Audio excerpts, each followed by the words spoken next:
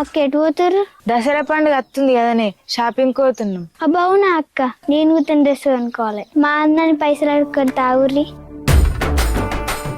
అబ్బా దీని సంబరం చూసినావా అని.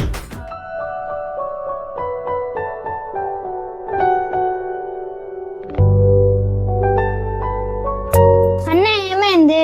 ఓవలి ఇల్లు పోయిన సంవత్సరం మన పంట నష్టం వచ్చినప్పుడు అప్పుడు వీళ్ళ దగ్గర డబ్బులు తీసుకున్నా, అందుకే ఇప్పుడు అడగడానికి వచ్చిర్రు. అడగడానికి రారా మరే? మిత్తి కూడా కట్టలే, కడితే ఎందుకు కట్టాం?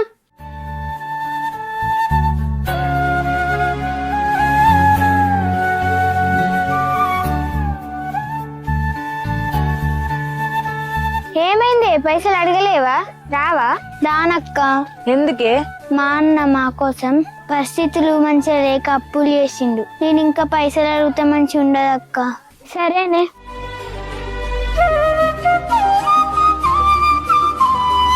ఇట్లాంటి పరిస్థితులు ఇంకెన్ని కుటుంబాల్లో ఉన్నాయో.